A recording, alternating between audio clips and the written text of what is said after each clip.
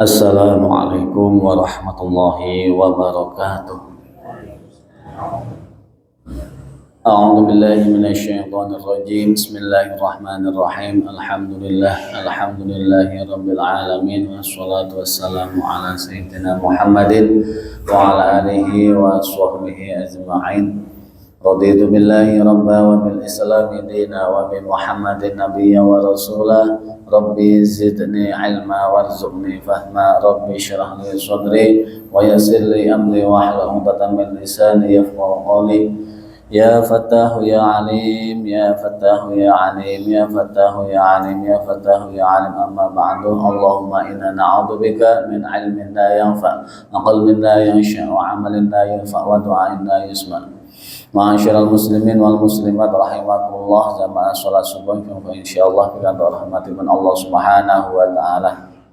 Moga sarengan kita nglajengaken ngaos sasarangan kitab Bidayatul Hidayah li Syekh Hamid Muhammad bin Muhammad Al-Ghazali At-Tusi ingkang saripun ugi Muraqil Ubudiyah Syekh Muhammad Nawawi bin Umar Al-Bantani. Adapun hadiah Fatihah dumateng musannif hadzal kitab Quson Musanah Al-Kitab Syekh Abi Hamid Muhammad Al-Ghazali wa Syekh Muhammad Nawawi bin Umar Al-Bantani wa Syekh Syarif bin Ahmad wa Syekh Jalaluddin Aswad wa Syekh Jalaluddin Al-Mahalli wa ghairihim minal fuqaha wal muhadditsin wal ulama as-salih wa an-nahwiyyin wa as-sulfiyyin wa syuhada wa shalihin wa khususan syekhina As-Sulaiman Faraim wa ila hadratin Nabil Mustafa Rasulullah sallallahu alaihi wasallam. Al-Fatihah. A'udzu billahi minasyaitonir rajim. Bismillahirrahmanirrahim. Alhamdulillahi rabbil alamin arrahmanir rahim maliki yaumiddin. Iyyaka na'budu wa iyyaka nasta'in. Ihdinas siratal mustaqim.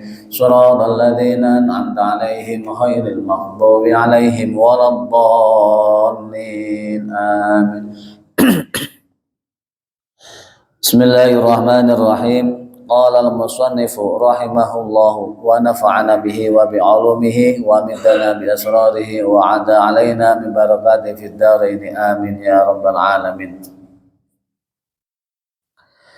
Bismillahirrahmanirrahim. Nglajengaken sasampunipun Syekh Abi Hamid Muhammad bin Muhammad Al-Ghazali nerangaken kaitanipun dipun ciptakaken anggota tubuh ingkang khususipun jumlahipun wonten 7, lajeng dipun kapurih ngatos-atos hati-hati kanthi anggota 7 menika boten dipun ginakaken nggih menika laranganipun Allah Subhanahu wa taala. Ing akhiripun Syekh Abi Hamid Muhammad bin Muhammad Al-Ghazali maringi sebuah catatan, wa iyyaka an taqula innallaha karimun rahimun yaghfirudz dzunuba lil 'asati. Bahwa hati-hati ketika kita mudah untuk mengucapkan pilih Allah Maha Mulia, Allah Maha Pengasih, Allah mengampuni segala dosa orang-orang yang bermaksiat.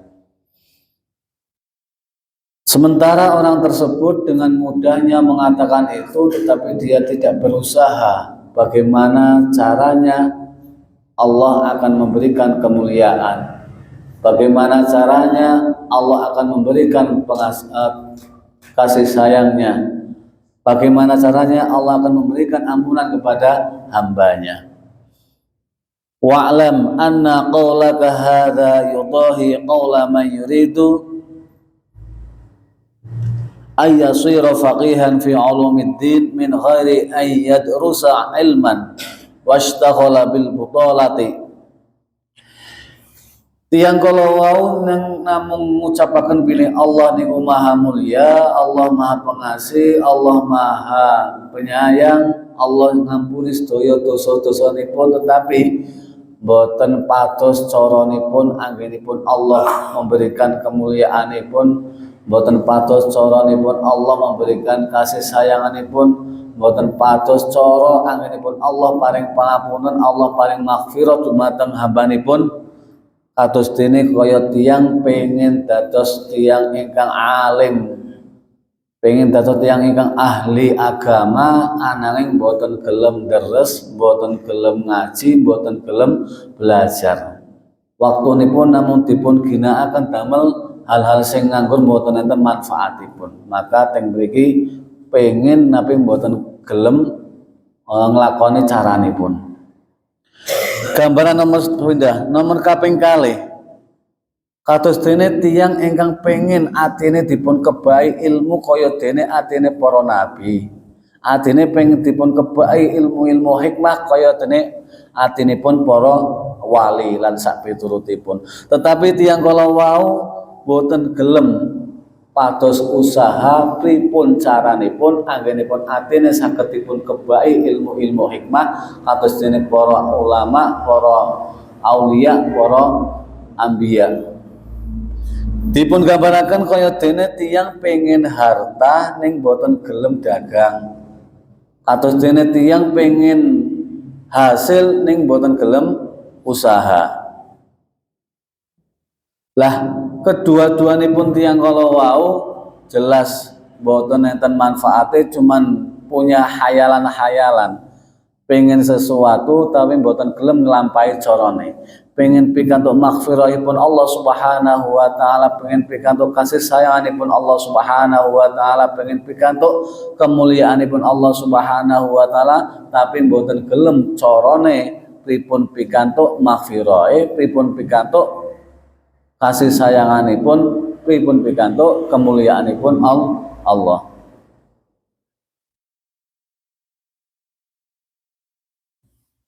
Sehingga Imam Ghazali merasakan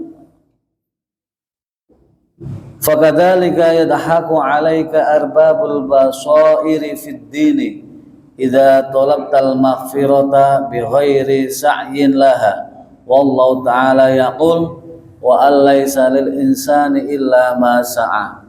Maka jelas bagi orang-orang yang mempunyai akal yang cerdas akan mentertawakan orang-orang yang demikian. Pengen hasil tapi mboten gelem usaha.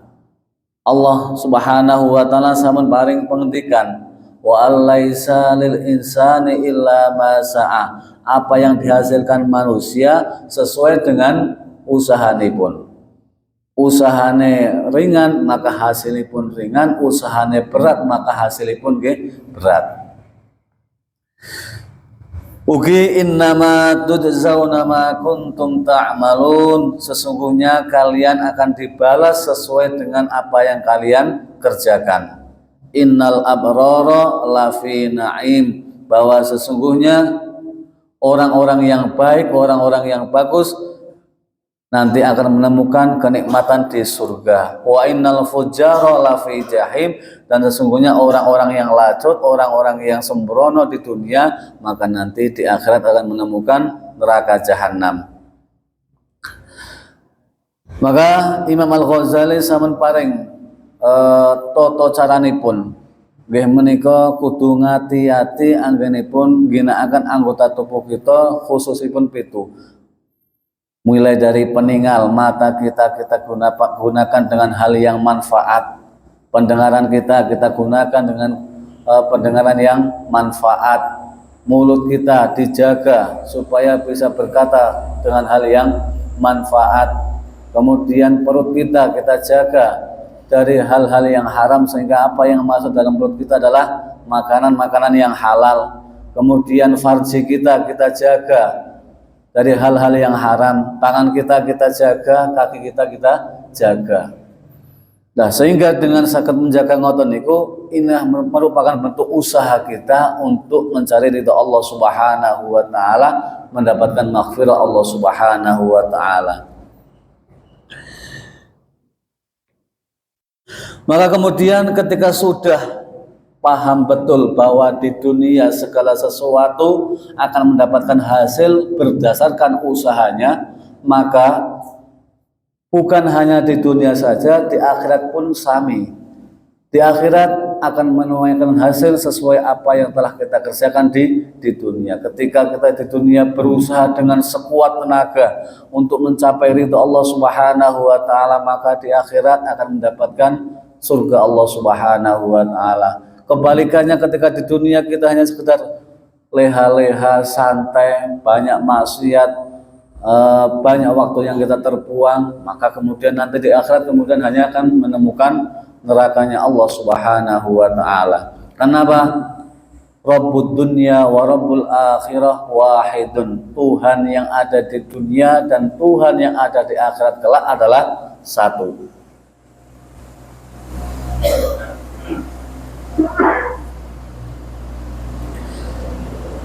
Imam Al-Ghazali merasakan walaisa yazidu lahu karamun bi ta'atika wa innama karamuhu fi an yuyassira laka tariqal wusuli ilal mulkil muqim wan na'imid daimil mukhladi bisabri ala tarki syahawati ayyaman qalaila.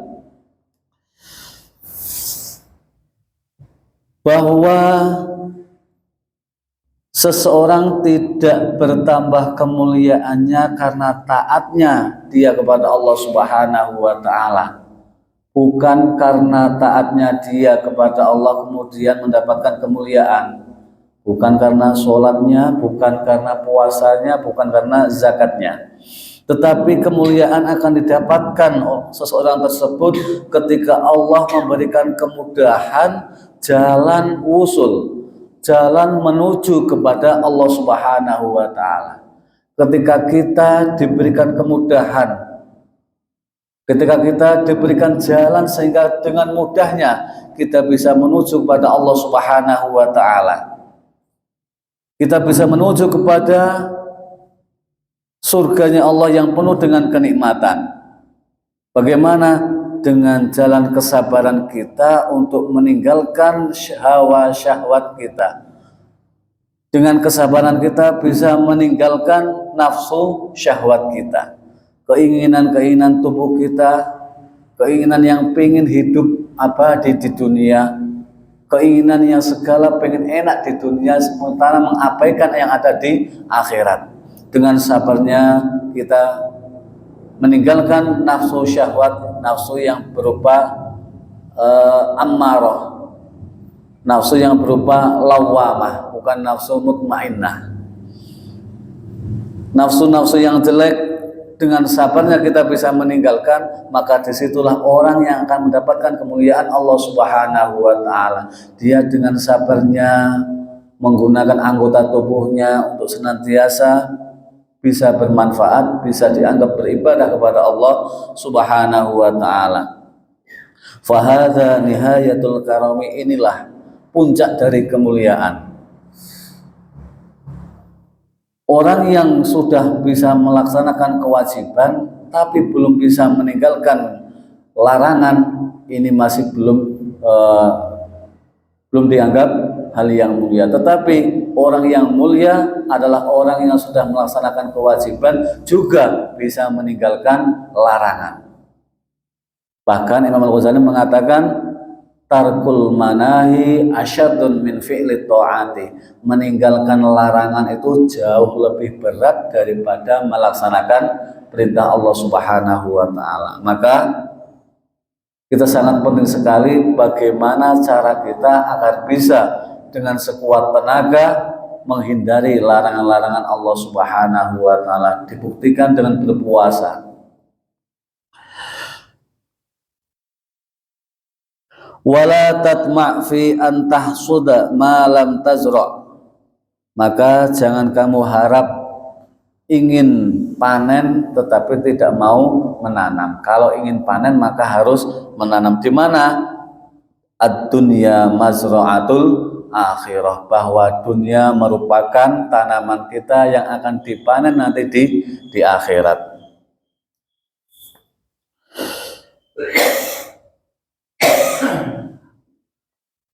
Wa amalu hadhil jawarihi innama tatarasyahu min sifatil qalbi, bahwa sesungguhnya perbuatan anggota tubuh kita yang khususnya 7 tadi itu akan timbul karena dari sifat hati kita.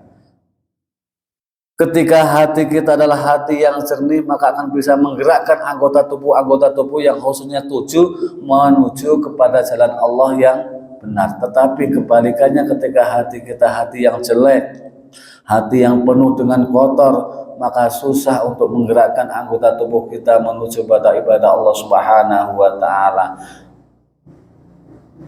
Hati kita hati yang kotor mengajak mata kita untuk membaca Al-Qur'an berat. Ketika hati kita hati yang jelek mengajak pendengaran kita untuk mendengarkan hal-hal yang baik dalam sebuah pengajian dan sebagainya berat, dan seterusnya. Maka mulailah dari hati yang jernih, hati yang bersih, di mana hati yang bersih adalah semua hati kita ta'alluq billahi. Kita gantungkan hati kita kepada Allah Subhanahu wa taala. Apa yang kita harapkan adalah kepada Allah Subhanahu wa taala. Kebersihan hati merupakan sumber utama untuk bisa menggerakkan anggota tubuh kita untuk bisa beribadah kepada Allah Subhanahu wa taala. Lah inilah yang dikatakan taqwal batin, batin yang bertakwa. Ma'asyiral muslimin rahimakumullah. Wal qalbu huwa al mudghatu allati idza saluhat saluha biha sairul jasadi wa idza fasadat fasada biha sairul jasadi. Hati merupakan sebuah gumpalan daging, di mana ketika hati itu baik maka akan baik seluruh jasad kita, dan ketika hati itu rusak maka akan rusak pula seluruh jasad kita. Maka mulailah dari hati kita dengan hati yang bersih, hindari hati yang kotor, iri, dengki, hasad dan lain sebagainya, mudah untuk suudzon. Maka biasakan kita hati adalah hati yang bersih, husnudzon, khususnya kepada Allah Subhanahu wa taala. Maka dengan hati yang bersih, hati yang baik, insya Allah akan bisa mudah menggerakkan anggota tubuh kita menuju hal yang positif. Sebaliknya, hati yang jelek akan sangat susah sekali menggerakkan anggota tubuh kita menuju hal taat kepada Allah Subhanahu wa taala. Ma'asyiral muslimin wal muslimat rahimakumullah. Sekian, mudah-mudahan kita semua mendapatkan manfaat dari Allah Subhanahu wa taala. Dilanjutkan besok al-qaulu fi ma'asil qalbi, yaitu ucapan-ucapan terkait dengan maksiat hati. Kita akhiri, kita berdoa kepada Allah Subhanahu wa taala, mudah-mudahan diberikan keselamatan, selamat dari dunia hingga akhirat, diberikan keberkahan, berkah dari dunia hingga akhirat, berkah dalam kehidupan kita, dan berkah dalam keturunan kita, berkah semuanya fid dini wa dunya hatta al-akhirah. Rabbi fanfa'na bi barakatihim wahdinal husna bi hurmatihim wa amitna fi tariqatihim wa mu'afati minal fitani rabbi